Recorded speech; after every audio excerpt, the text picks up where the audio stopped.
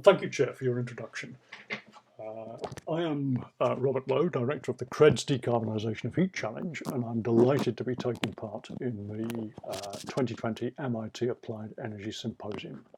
I wish to acknowledge my funder, the UK EPSRC, which is part of UK Research and Innovation, and my co-authors, particularly Lai-Fong Chu, Steve Pye, and our collaborators in the centre, in the rest of the Centre for Research and into Energy Demand Solutions. So, our paper takes as its starting point the idea that while energy system modelling is a valuable tool to support the development of policy to decarbonise the energy system, quantitative insights produced by such models necessarily omit potentially important features of physical and engineering reality. We argue that important socio-technical insights can be gained by studying critical events such as the loss of 2.1 gigawatts of generation from the electricity system of Great Britain in August 2019. One of the features of this incident was multiple interlocking failures of critical systems outside the energy system itself and in energy demand systems outside the supply system. Our paper uses this event as a starting point for a discussion of the need for additional tools drawn from the system architecture literature to support the design and realisation of future fully decarbonised systems with high penetrations of renewable energy. In this keynote presentation, we extend and deepen this discussion. But before I go very much further, I need to define energy system architecture. So the definition that got our present project funded is the spatial, topological and functional organisation of the energy system and its key subsystems, namely generation, conversion, transmission, distribution, storage and end-use systems. As defined here, architecture is an emergent property of the whole system. All of this, of course, begs the question what it is specifically about energy systems that makes this perspective so valuable.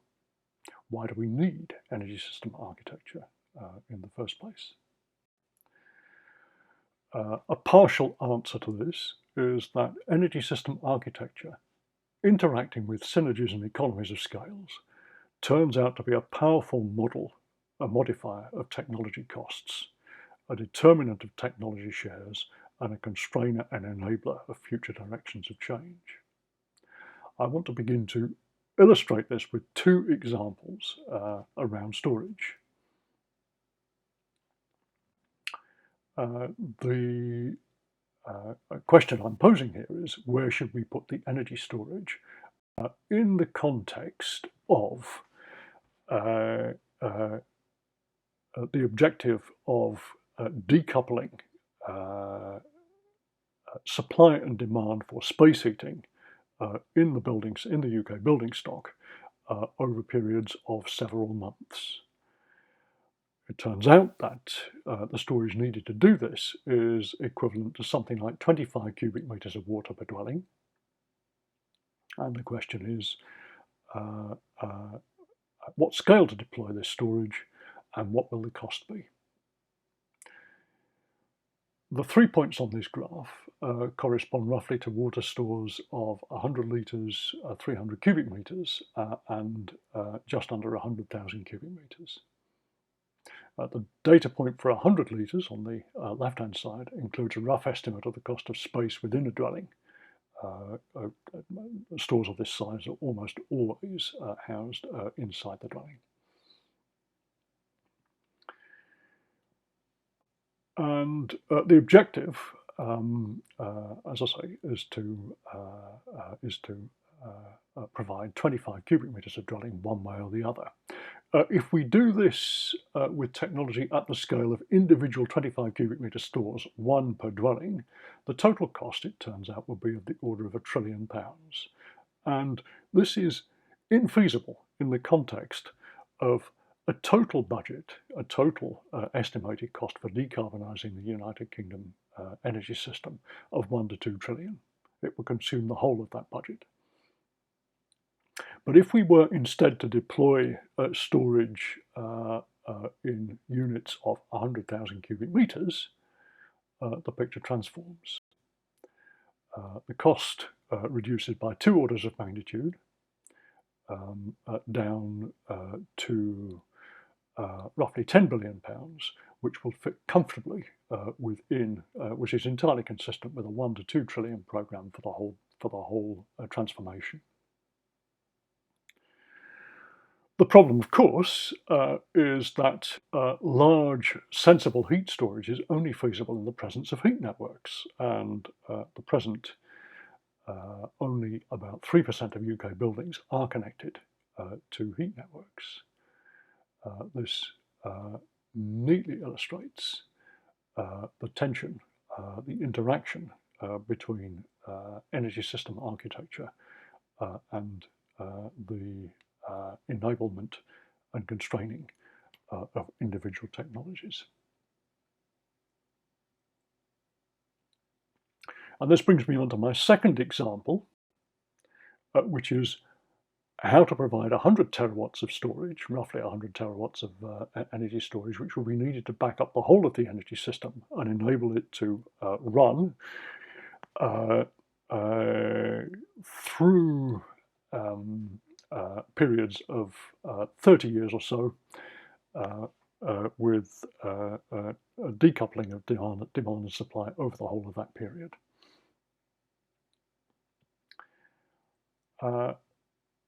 I assume that the storage, most of the storage that would be needed to back up the whole UK energy system would be hydrogen at this time scale. Hydrogen storage exhibits significant economies of scale, which are illustrated in a simplified and stylized way in this graph. Now, if cost minimization were the sole criterion for making the decision about how to deploy this storage, the result would be a small number of centrally located hydrogen stores, either salt caverns or disused natural gas fields sitting upstream of a high-pressure hydrogen transmission system. One of the things that we showed, however, in our paper was that distributed energy storage deployed at multiple levels in the energy system can result in significantly higher resilience. A second possible location for hydrogen storage within the energy system would be at the location of electricity substations. There are of the order of 400,000 electricity substations in the United Kingdom, and the cost of deploying at 400,000 substations, although significantly higher than at 10 to 100 centrally located caverns or gas fields, will provide backup at the level of the electricity distribution system, allow islanding and provide local black start capability, and back up essential subsystems such as communications, banking, transport and traffic management. And as we've seen from some significant outages that have occurred over the last 10 years in the United Kingdom, these last few systems, communications, banking, transport and traffic management, turn out to be absolutely critical in determining the speed of recovery of a system from a significant outage. A third option for deploying hydrogen storage will be at the level of individual buildings. Given that there are roughly 30 million buildings in the United Kingdom, this would result in significantly higher overall costs. This figure now shows in a highly simplified form the 3 separate alternative architectures strung out along a Pareto front. Where should the balance be struck? There is insufficient information in this figure to decide, but by setting costs out in this way, we may illuminate the nature of the underlying strategic choice and expedite and support the decision-making process.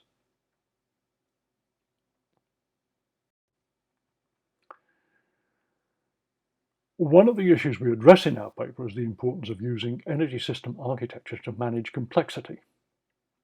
This particular passage, which we've taken from Crawley, Cameron and Selva's book, System Architecture, eloquently illustrates the principle. In our paper, we discuss the way storage provides partial compartmentation of an otherwise increasingly complex energy system with respect to operability. In a dynamic and interconnected system with significant capability for intertemporal shifting of energy, the operator of each subsystem needs to maintain models of the current and likely future states of adjacent subsystems. Stores between subsystems allow these models to be simpler and to operate at lower temporal resolution.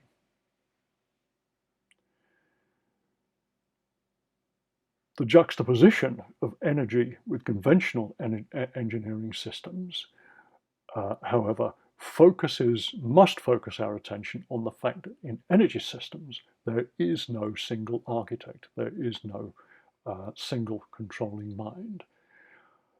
Does it make sense to apply concepts developed primarily in the aerospace sector to energy? Let us compare and contrast. In the next few minutes, I will compare the UK energy system with the Apollo programme, an archetypal aerospace engineering system, against these 6 criteria: cost, lifetime, endowment, decision-making structure, objectives, and consequences of failure. To begin with costs, it turns out that costs for Apollo and the decarbonisation of the UK energy system are comparable, both of the order of £1 to £2 trillion at current prices. But beyond that, things begin to diverge. The lifetime for the Apollo system was about 10 years, and this is far shorter than the 100+ years of the UK and US energy systems.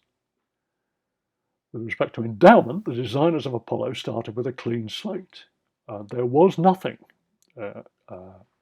Everything could be put in place, all the different components could be put in place de novo. This compares with the situation in the UK and US energy systems, where each generation of engineers coming into those systems face a complex, sedimented, and often poorly documented endowment with individual pieces of infrastructure which may be 50 or 60 years old. And in the United Kingdom, over the last couple of years, we've decommissioned coal-fired power stations which were up to 60 years old.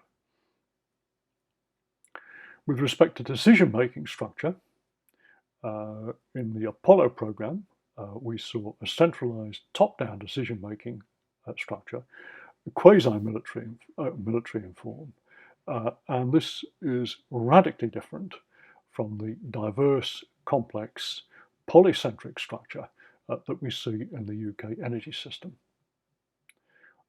Indeed, there is a Department of State, the Department for Business, Energy and Industrial Strategy, which is charged with overseeing and organising the UK energy sector, but its task is made significantly more difficult than perhaps it might be by the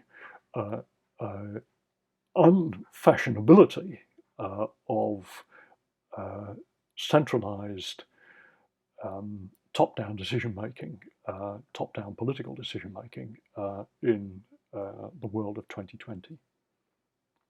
With respect to objectives, the objectives of the Apollo program were really quite simple: to take a man, or perhaps 2 men, to the surface of the moon and bring them home again within a period not much longer than a single presidential term. Those objectives essentially stayed constant throughout the Apollo program. And this contrasts with the situation that we see in energy, where, for example, the carbon target that is driving much of energy policy has driven much of energy policy over the last 20 years, has evolved considerably. 3 separate occasions, starting with 60% reduction, ambition then increasing to 80% reduction, and then finally at the end of 2019 moving to complete decarbonisation, including non-energy systems, net zero carbon. Critically, each of those changes significantly changes the mix of technologies which are involved, which are required to achieve the objective. Finally, the consequences of failure, as we said in our paper, Apollo, while expensive, was only ever incidental to the survival of the US economy. It's possible that amongst certain groups of people within MIT, that may hurt, but I think it's true. Whereas a fully functioning energy system is absolutely critical to the continued existence of the UK and the US as advanced industrialized societies. And with the electrification of almost everything, that system has to run absolutely continuously.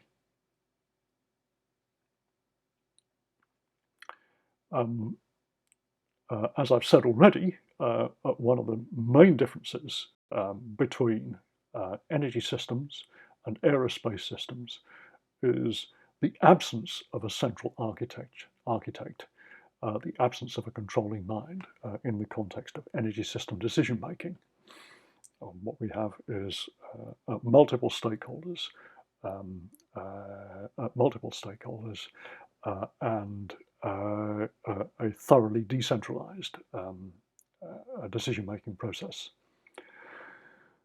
And yet we contend that the architectural perspective complements, frames, and organizes the interpretation of results of bottom-up energy system modeling, and that the tools and concepts of system architecture appear to be of great value for informing and structuring debate and supporting collective decision-making. This last contention is something that we intend to demonstrate with stakeholders over the next 2 to 3 years. That, Chair, brings me to the end of my presentation. It only remains for me to thank my co-authors once again, and to acknowledge the rest of the consortium, and finally to thank my audience for your attention. Thank you.